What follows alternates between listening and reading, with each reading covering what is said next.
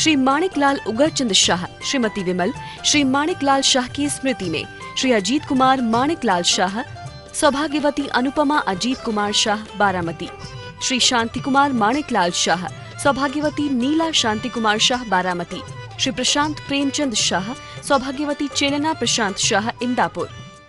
ओम नमः सिद्धिभ्य। पंच परमेष्टि भगवान की परम पूज्य आचार्य भगवंत गुरुवर विशुद्ध सागर जी मुनि महाराज जी की, परम पूज्य मुनि श्री सुप्रभ सागर जी महाराज जी की।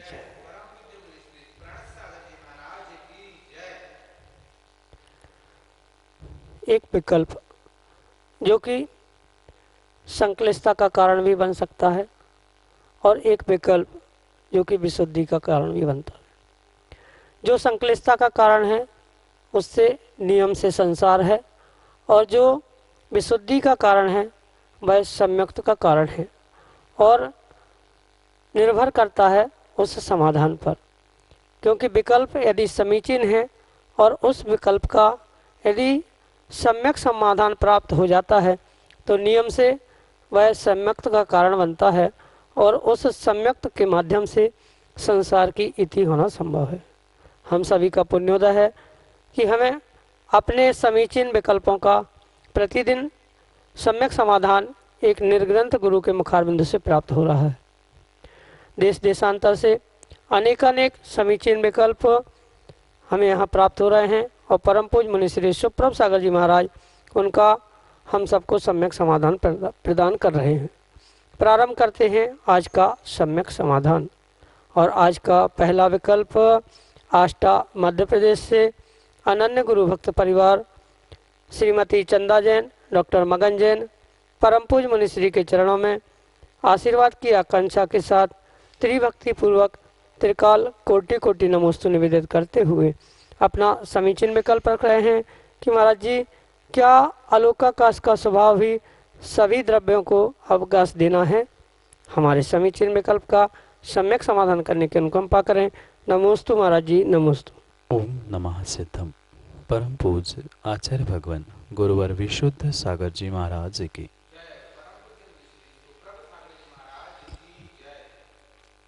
छह द्रव्यों में एक आकाश द्रव्य ऐसा है जिसका सामान्य और विशेष गुण एक समान कहा गया। जो सभी द्रव्यों में सामान्यता से प्राप्त होने वाला गुण है वही उस आकाश द्रव्य का विशेष गुण आचार्य भगवंत बताते हैं।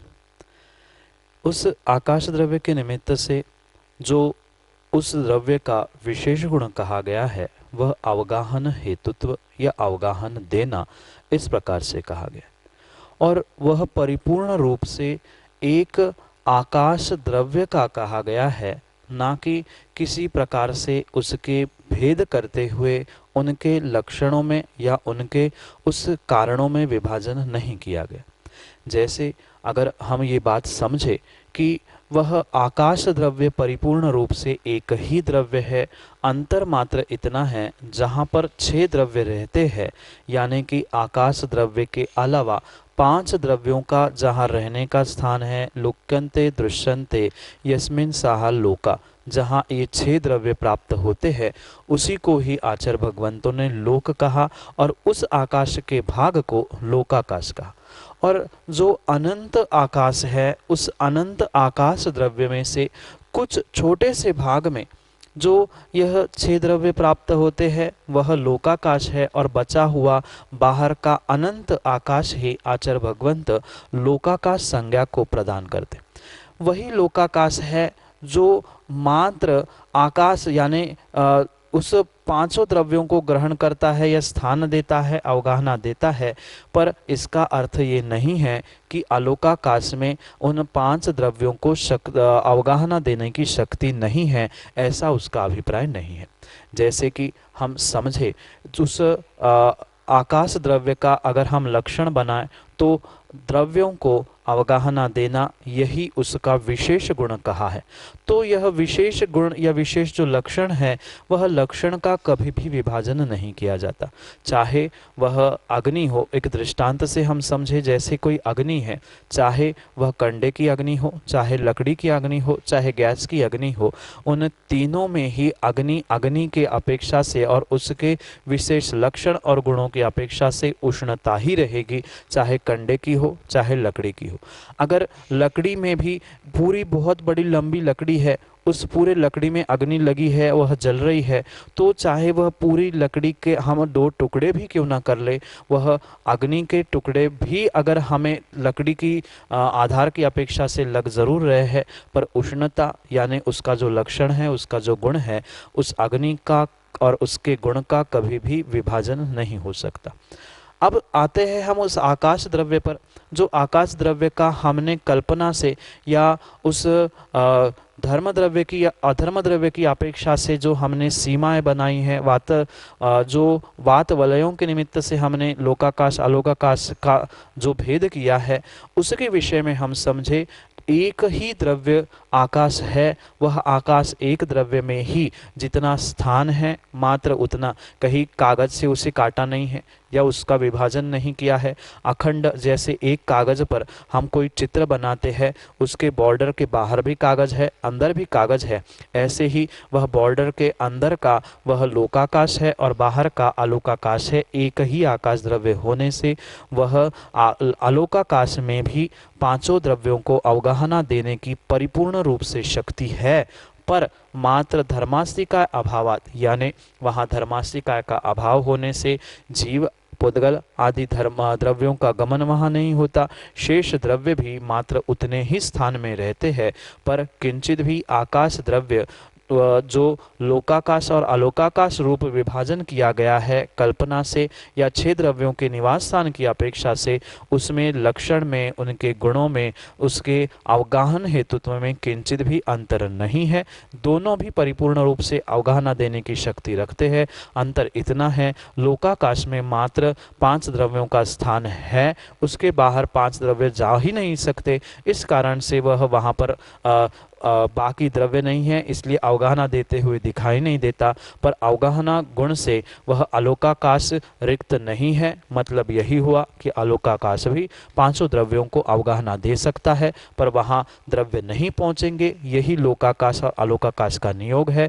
इसलिए यही आपके लिए सम्यक समाधान है कि जो अलोकाकाश भी है, वहाँ भी 6 द्रव्य, 500 द्रव्य या जीव पुद्गल आदि द्रव्य अवगाहना को प्राप्त करने की शक्ति उस अलोकाकाश में भी है, पर वहाँ वे पहुँचेंगे नहीं। यही इन द्रव्यों का स्वभाव, यही द्रव्यों का नियोग है और यही आपके लिए सम्यक समाधान है आशीष के साथ। अगले समीचीन विकल्प के लिए संतोष जैन टानगा जतारा मध्य प्रदेश से परम पूज्य मुनिश्री के चरणों में बारंबार नमोस्तु निवेदित करते हुए अपना समीचीन विकल्प रख रहे हैं कि महाराज जी, गतिबंध कैसे होता है? क्या गतिबंध एवं आयुबंध एक ही प्रकार से होता है? हमारे समीचीन विकल्प का सम्यक समाधान करने की अनुकंपा करें। नमोस्तु महाराज जी, नमोस्तु। गतिबंध और आयुबंध, इसमें बहुत अंतर हुआ करता है। हम इस अंतर को इस प्रकार से समझ सकते हैं। जो गतिबंध होता है वह पहले तो हम ये समझे कि गति नाम कर्म की उत्तर प्रकृति है और आयु ये 8 कर्मों में से मूल प्रकृति है। और मूल प्रकृति का बंध और उत्तर प्रकृतियों का बंध ये परिपूर्ण रूप से भिन्न प्रकार से होता है। और उसमें से भी विशेष बात हमें ये समझनी चाहिए कि इन 8 कर्मों की बंध व्यवस्था में एकमात्र ऐसा कर्म है जो जीव को प्रत्येक समय में नहीं बंधता, जिसका नाम है आयु कर्म। आयु कर्म के बंध के विषय में भी आपको ज्ञान होगा। जीवन पूरे जो बद्धायुष प्रमाण होता है, यानी किसी पर्याय की जो आयु की सीमा है, उसमें से जब 2/3 भाग पूर्ण होने पर जो उस आयु के 8 अपकर्षण काल आते हैं, मात्र उतने ही समय में जीव के लिए आयु बंध होता है। अन्य जितने भी आयु के निषेक है, उतने निषेकों में जो शेष कर्म है, यानी 7 कर्म और उनकी उत्तर प्रकृतियाँ आदि का आश्रव बंध होता रहता है। इसलिए जो गतिबंध होता है वह नाम कर्म की जैसा जीव परिणमन करता है या नाम कर्म के आश्रव बंध के लिए जो आचार्य भगवंतों ने कारण और हेतु बताया है उनके निमित्त से तद तद गति को जीव उस समय पर प्राप्त कर लेता है, वह भी प्रत्येक समय में उस गति बंध का आश्रय होता है।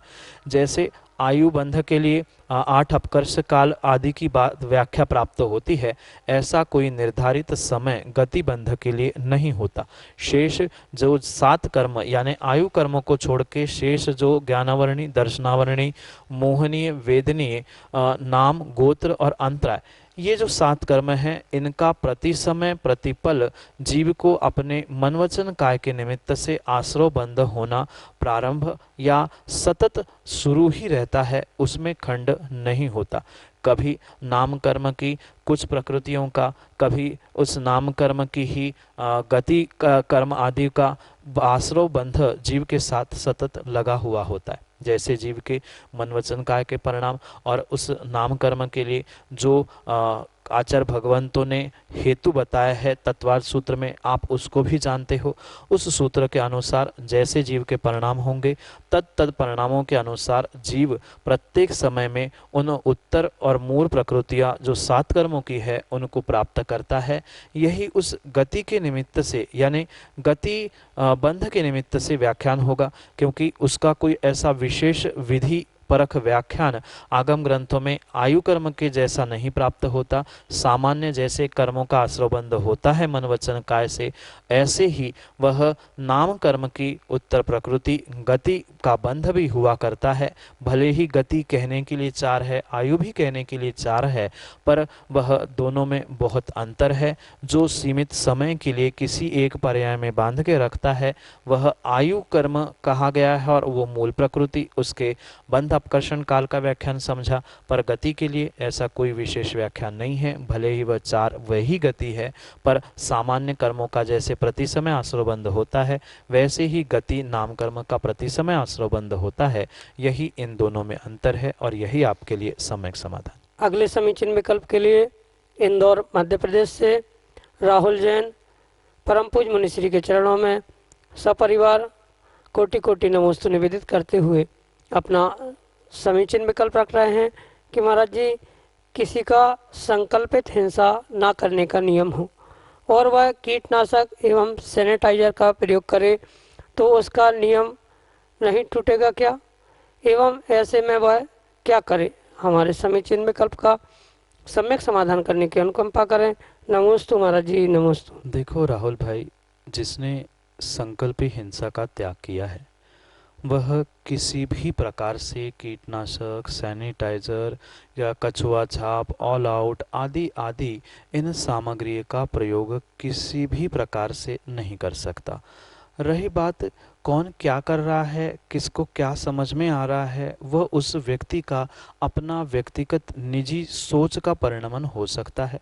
पर अगर आप हमसे पूछो तो आगम के परिप्रेक्ष्य में परम सत्य बात तो सभी प्रकार से यही हमें स्वीकार करनी होगी कि जो श्रावक है जिसने इस संकल्प हिंसा का त्याग किया है वह ऐसे सामग्रियों का प्रयोग नहीं कर सकता। इसलिए नहीं कर सकता क्योंकि वहाँ पर परिपूर्ण रूप से जहाँ कीटनाशक नाम में भी लिखा है कि कीटनाशक, जहाँ आपने संकल्प किया है कि मैं संकल्प पूर्वक किसी जीव को नहीं मारूंगा, वह कीटनाशक में भले ही आप कितनी ही मायाचारी कर लो पर वहाँ संकल्प पूर्वक ही वह नाम भी जब कह रहा है कीटों का मतलब उन प्राणियों का नाशक है, तो वह उसका प्रयोग कैसे कर सकता है। पुनः बात आती है सैनिटाइज़र पर। वह सैनिटाइज़र पहला तो स्वयं में भी एक ऐसी अशुद्ध सामग्री से बना हुआ जिसे अल्कोहल आदि कहा जाता है, ऐसी सामग्री जो स्वयं में ही अशुद्ध है, जिसमें स्वयं में ही बहुत सारे जीवों का पिंड है और जिसके द्वारा अन्य जीवों की भी हिंसा हो रही है। इन सामग्रियों का वह जीव किसी भी प्रकार से जिसने संकल्प हिंसा का त्याग किया है वह उसका प्रयोग नहीं कर सकता। अगर करता है तो नियम से उसके उस नियम में, उसके उस संकल्प में अतिचार, अनाचार और दोष भी लग रहे हैं और सतत अगर वह उसी का प्रयोग करता रहेगा नियम से तो उसका वह नियम भी टूट जाएगा। जो सम्यक दृष्टि जीव होगा पहले तो वह ऐसी सामग्री का प्रयोग नहीं करेगा, फिर जो उसने अगर नियम लिया है तो वह विशेष करके इन सामग्रियों को प्रयोग से बचने का प्रयोग करेगा। इसलिए मात्र कीटनाशक और सैनिटाइज़र ही नहीं, अपितु जैसे कि मैंने कहा ऑल आउट है, कछुआ छाप है, या ऐसी सामग्री का प्रयोग जहां हमें ज्ञात है कि इस सामग्री का प्रयोग करने से जीवों की विराधना होगी, जीवों की हिंसा होगी, अगर उन सामग्रियों का प्रयोग हम भले ही बिना सोचे समझे या मायाचारी पूर्वक भी कर रहे हैं तो नियम से वह संकल्प हिंसा का दोष उसको लगेगा, और जिसने उसका त्याग किया है उसे तो वह विशेष रूप से लगेगा।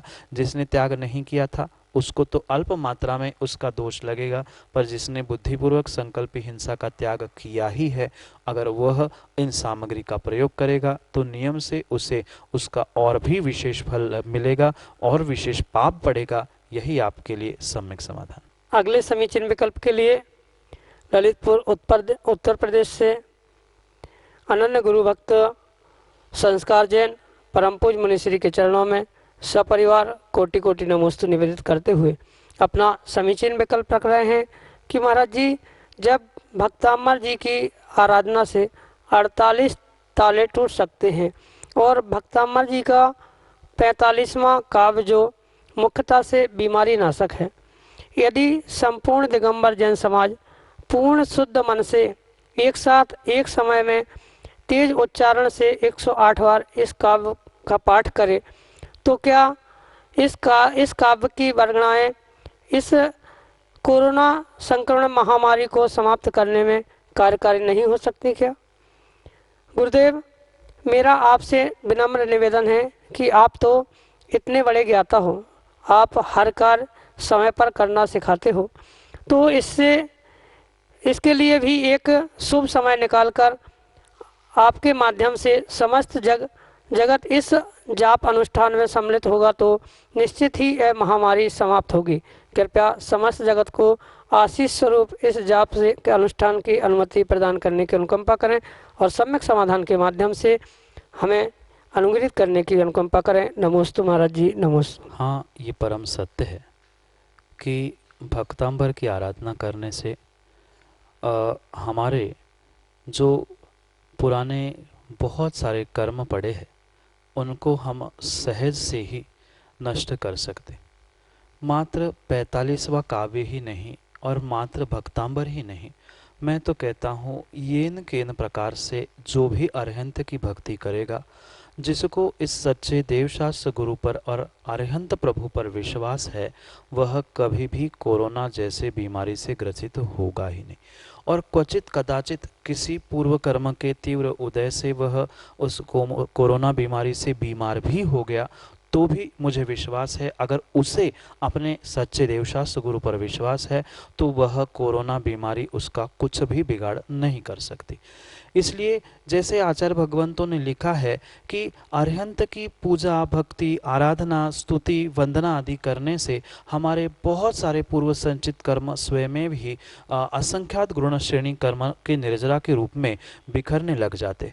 इसलिए ज़रूरी नहीं है कि हम भक्तांबर ही पढ़े, कि अमुक माला ही पढ़े, यह 45वां काव्य ही पढ़े, पर जैसी आपकी निर्मल भावना है वह निर्मल भावनाओं को मद्देनज़र रखते हुए अगर वास्तव में पूरी समाज ने उस 45 नंबर के काव्य को बहुत अच्छे से शुद्ध मन से शुद्ध उच्चारण से पढ़ना प्रारंभ कर लिया है तो नियम से वह कोरोना महामारी क्या, जितनी भी आने वाली या भूत भविष्य वर्तमान जितनी भी किसी की बीमारी हो, वह नियम से वह बहुत अल्प समय में ठीक हो सकती है। पर साथ में संस्कार भाई, सबको तुम्हारी जैसी भीतर श्रद्धा भी होना आवश्यक है। वह मैं लाख कह दूं कि इतने बजे इतना ये शुरू कर लेना, अभी नहीं, इसके पहले भी 2-3 बार मैं इस कोरोना के विषय में सबको कह चुका हूँ, पर ज़रूरी सबसे ज़्यादा जीव का स्वयं का श्रद्धान और विश्वास हुआ करता है। जिसके भीतर श्रद्धान विश्वास नहीं है उसे लाख तुम दवाई खिला देना, पर वह दवाई तभी कार्यकारी होती है जब दवाई देने वाला और दवाई उन दोनों पर उस व्यक्ति को विश्वास होता है, तो ही वह डॉक्टर की दवाई उस पेशेंट के लिए कार्यकारी होती है, अन्यथा वो होने वाली नहीं है। जितने भी इस भारतवर्ष में दिगंबर मुनि हैं, वे सभी अपने अपने प्रकार से कोई अपना मंत्र, कोई कुछ बता रहा है, पर ये भी समझने योग्य बात होगी कि जितना बताया जा रहा है शायद उसमें से 50% भी कोई अपने जीवन में अमल में नहीं ला रहा है, और यही कारण है वह दिन ब दिन यह बीमारी बढ़ रही है। जैसे कि आपकी भावना है, मैं सबसे मात्र यही कह ही सकता हूँ और बता ही सकता हूँ कि आप उस 45 नंबर काव्य की आराधना करें, और उसके निमित्त से जो भी हमारी व्यक्तिगत हो या सामूहिक जो बीमारी है वह अवश्य ही नष्ट होगी। भगवान दूर करने वाले नहीं हैं, गुरु भी आशीष दे के ठीक करने वाले नहीं हैं। अगर वह ठीक होने वाली है तो आपकी श्रद्धा, आपके विश्वास से ही होगी। इसलिए श्रद्धा विश्वास पूर्वक आप किसी भी प्रकार से अरिहंत प्रभु की भक्ति करो और नियम से उन आने वाली समस्या और बीमारियों से दूर होने का प्रयास करो। अन्यथा लाख दवाई देने से या उपचार बताने से काम नहीं होगा। उपचार बताने के साथ उपचार करना भी होगा। मात्र प्रिस्क्रिप्शन पढ़ने से किसी की बीमारी ठीक नहीं होती, अपितु उस प्रिस्क्रिप्शन में लिखी हुई दवाई को खरीदकर उसे खाना भी आवश्यक होता है। इसी प्रकार ये जो मंत्र विद्या सब कुछ लिखा है उसको मात्र सुनने पढ़ने से काम नहीं, अपितु जीवन में अमल में लाने से ही काम होगा। इसलिए उस भक्तांबर और जिस प्रकार से आपको अरिहंत प्रभु की भक्ति करना रुचिकर रखता हो उस प्रकार से आप करें, और अवश्य ही आप अपने इस संसार के दुखों से, कर्मों की मुक्ति के लिए प्रार्थना और भावना भाते हुए ये सब कार्य करें। यही आपके लिए सम्यक समाधान। अगले समीचीन विकल्प के लिए हमारे सामने हैं इंदौर मध्य प्रदेश से सुनीता गोवड़िया अपने ऑडियो मैसेज के साथ। गुरुदेव, मैं इंदौर से सुनीता गोवाड़िया, आपको कोटि कोटि नमोस्तु नमोस्तु नमोस्तु। आपने मेरे 3-4 प्रश्नों के उत्तर बहुत अच्छे से सहज और सरल में समझा दिए, उसके लिए आभार आभार आभार। अब मेरा दूसरा प्रश्न ये है कि भक्तामर के 43वें काव्य में कंठ कोकिला सा अति काला, क्रोधित होफन किया विशाल, लाल लाल लोचन करके यदि झपटे नाग महाविकराल, नाम रूप तब अहिदमनी का। तो मेरे को यह अहिदमनी का अर्थ समझना है, कृपा करें मुझे बताइए। नमोस्तु नमोस्तु नमो। माँ, पहली बात तो जो श्लोक आपने कहा है और जो नंबर आपने कहा है उसमें थोड़ी सी विसंगति है। वह इस प्रकार की, आपने जो 43 नंबर के श्लोक की कही है और वह भक्तांबर के पाठ में एक 41 नंबर का श्लोक है जहाँ उस नागदमनी या अहदमनी का उल्लेख प्राप्त होता है। अगर संस्कृत भक्तांबर के अपेक्षा से हम समझे तो वहाँ पर आचार्य भगवंत स्पष्ट कह रहे हैं तो नाम नागदमनी हृदय यस्य पुंस, और उसी को ही नागदमनी शब्द को ही भाषा में या हिंदी में परिवर्तित करते हुए, पद्यानुवाद करते हुए कवि ने उस नागदमनी का ही पर्यायवाची शब्द अहिदमनी ग्रहण किया है। और जो नागदमनी शब्द है वह नागदमनी का अर्थ होता है जो नाग के विष का दमन करने वाली एक औषधि जो जड़ी बूटी के रूप में प्राप्त होती है, उसको ही वहाँ नागदमनी कहा है। और उसको ही पर्यायवाची नाम लेते हुए कवि ने अहिदमनी कहा है। चाहे नागदमनी हो चाहे अहिदमनी हो, दोनों का अर्थ यही है कि अहि भी वह नागरूपी शत्रु का दमन करने वाली जो जड़ी बूटी होती है उसको ही अहिदमनी कहते हैं। जैसे एक ही औषधि के अनेक नाम हो सकते हैं, ऐसे ही उस नागदमनी नाम की जड़ी बूटी रूपी जो औषधि है जो नाग का जहर उतारती है उसको ही पर्यायवाची शब्द में अहिदमनी कहा जाता है। तो जैसे वह नाग के विष का दमन करने वाली औषधि जिसके पास होती है, वह कितना भी अकराल विकराल भयंकर सर्प भी डस जाए तो उससे वह उस जहर को उतारने का काम करने वाली होती है। इसलिए उस भुजंग भयहारी नामक जो नागदमनी जड़ी बूटी है, ऐसे ही प्रभु आप मेरे लिए नागदमनी के समान अहिदमनी के समान हो कि आपकी भक्ति करने से कितना भी भयंकर विष क्यों ना भी चढ़ा हो तो वो भी सहजता से उतर जाएगा। इसलिए उस अहिदमनी नागदमनी जो पर्यायवाची शब्द है, जो नाग के विष को, जहर को उतारने का, दमन करने का काम करते हैं, ऐसी उपमा देते हुए आदिनाथ भगवान की प्रशंसा करते हुए वह मानतुंग स्वामी कह रहे हैं कि हे प्रभु, हमें किसी भी नाग, भुजंग, सर्प उनके विष का डर नहीं है, क्योंकि मेरे पास वह आपकी भक्ति रूपी और आप रूपी अहिदमनी या नागदमनी रूपी जड़ी बूटी है। जैसे नागदमनी, अहिदमनी रूपी औषधि होने पर कोई भयंकर कितना भी अकराल विकराल उस सर्प से, भुजंग से नहीं डरता, ऐसे भी कोई भी भयानक डर क्यों ना आ जाए, कोई नाग भी क्यों सामने ना आ जाए, फिर भी मैं डरने वाला नहीं हूँ, क्योंकि मेरे पास आप रूपी, आपकी भक्ति रूपी, आपकी श्रद्धा रूपी वह अहिदमनी नागदमनी यानी नाग का और नाग रूपी विष का, शत्रु का दमन करने वाली औषधि आप ही हो। इसलिए वह नागदमनी का ही पर्यायवाची शब्द अहिदमनी वह 41 नंबर के श्लोक में जो आचार्य मानतुंग स्वामी ने कहा है उसी को पद्यानुवाद करते हुए कवि ने अहिदमनी कहा है। दोनों का अर्थ वही है, जो नाग के जहर का दमन करने वाली जड़ी बूटी है उसे ही अहिदमनी या नागदमनी कहा है। यही आपके लिए सम्यक समाधान। जय जिन बंधु, समीचीन विकल्पों का सम्यक समाधान इस कार्यक्रम में हम सब लाभ ले रहे थे मुनिश्रियों के मुखारबिंद से सम्यक समाधान का। सुविशुद्ध ज्ञान धारा इस प्रतियोगिता के जो 3 क्वेश्चंस थे वो आपको इस कार्यक्रम में अभी आपने देखे होंगे। इसके जवाब आपको शाम को 6:15 तक हमारे व्हाट्सएप नंबर 8707548811 के माध्यम से हम तक पहुंचाने हैं। शाम को 6:45 पे आचार्य भक्ति का लाइव प्रोग्राम आता है यूट्यूब एवं फेसबुक पे। आप उसके माध्यम से हम लोग लकी विजेताओं का चुनाव करेंगे। उस कार्यक्रम के दौरान ही आपको पता चलेगा कि आपके जो जवाब है वो सही है या नहीं है, और जिसके सवाल सही है उसमें से कौन लकी विजेता बनेगा। इस कोविड महामारी के बीच में आपको घर बैठे ज्ञान एवं इनाम मिलाने का या मिलने का यह स्वर्ण मौका है। जी हाँ, मैं मुनिश्री के चरणों में यहीं से नमोस्तु करता हूँ एवं आज के कार्यक्रम को यही विराम देता हूँ। नमोस्तु नमोस्तु। श्री माणिकलाल उगरचंद शाह, श्रीमती विमल, श्री माणिकलाल शाह की स्मृति में श्री अजीत कुमार माणिकलाल शाह, सौभाग्यवती अनुपमा अजीत कुमार शाह बारामती, श्री शांति कुमार माणिकलाल शाह, सौभाग्यवती नीला शांति कुमार शाह बारामती, श्री प्रशांत प्रेमचंद शाह, सौभाग्यवती चेलना प्रशांत शाह इंदापुर,